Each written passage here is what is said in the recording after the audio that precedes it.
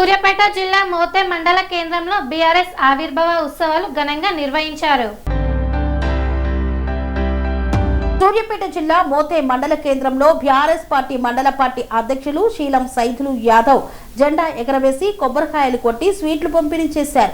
ఈ యొక్క కార్యక్రమంలో బీఆర్ఎస్ జిల్లా నాయకులు ఆర్ లింగారెడ్డి, మండల ప్రధాన కార్యదర్శి మద్ది మధుసూదన్ రెడ్డి, గోగులోతు శంకర్, సంజీవరెడ్డి, పగడాల వెంకటరెడ్డి, నూకల శ్రీనివాస్ రెడ్డి తదితరులు పాల్గొన్నారు.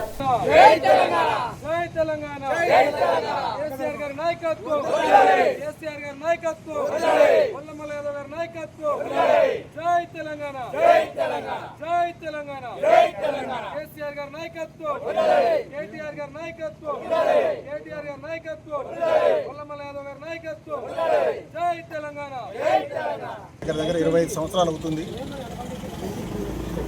ఒక 13-14 సంవత్సరాల పోరాటం తర్వాత విధిలేని పరిస్థితుల్లో ప్రత్యేక తెలంగాణను ఇవ్వడం జరిగింది. 16 సంవత్సరాల పోరాట ఫలితమే మనం ఇప్పుడు అనుభవిస్తున్న ప్రత్యేక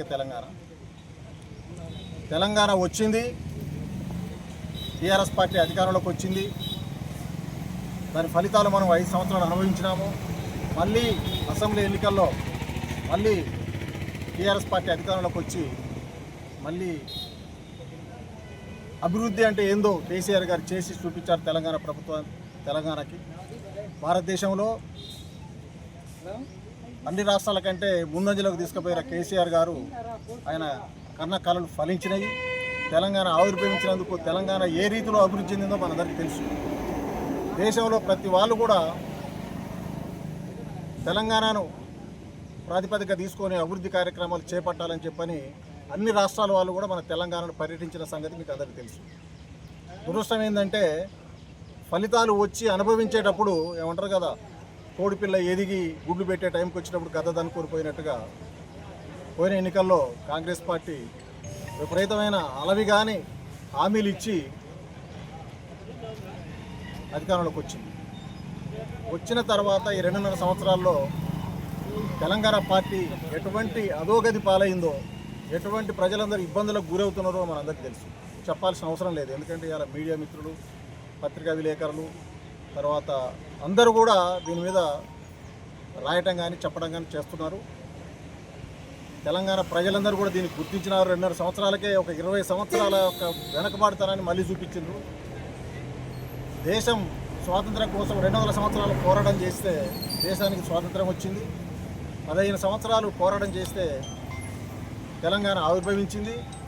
మనందరం దురదృష్టవంతులం. ఎందుకంటే ఆవిర్భవించిన తర్వాత అందుకునే ఫలితాలు రోడ్డు దగ్గరకు వచ్చిన తర్వాత మనమే పోగొట్టుకున్నట్టు అయింది. సరే, ప్రజలు అనుభవం ఉన్న వాళ్ళు, తెలివైన వాళ్ళు, సరే ఏ నిర్ణయం ఎందుకు తీసుకుంటారో ఎవరిని తప్పట్టడానికి వీల్లేదు. కాకపోతే ఏంటంటే అలవి కానీ హామీలు ఇచ్చి అమలు చేయలేక చతికిలబడ్డ కాంగ్రెస్ పార్టీ ఇవాళ మనందరికీ అర్థంలా కనపడుతుంది.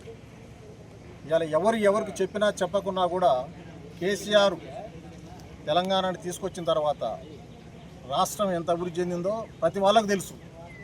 కానీ ఏదో మభ్యపెట్టినట్టుగా ఏదో పనికిరాని ముచ్చట్లు ముందర పెట్టేసి పార్టీని అధోగతి పాలు చేయాలి, బీఆర్ఎస్ పార్టీని బదనాం చేయాలి, కేసీఆర్ని బదనాం చేయాలనే క్రమంలో వాళ్ళు ఎన్ని పాచికలు వేసినా కూడా సూర్యుని మీద మట్టి పోస్తే మనం.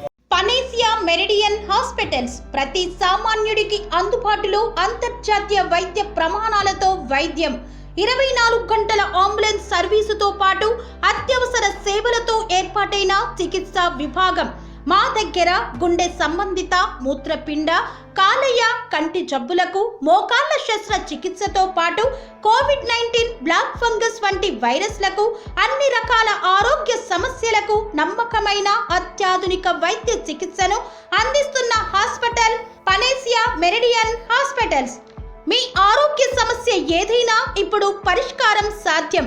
సంపూర్ణ ఆరోగ్యం కోసం సంప్రదించండి Panacea Meridian hospitals, opposite Bheeramguda Kaman, RC Puram, Sangareddy district, pin code 502032. సంప్రదించాల్సిన ఫోన్ నెంబర్స్ 0845524177 మరియు 7893757770.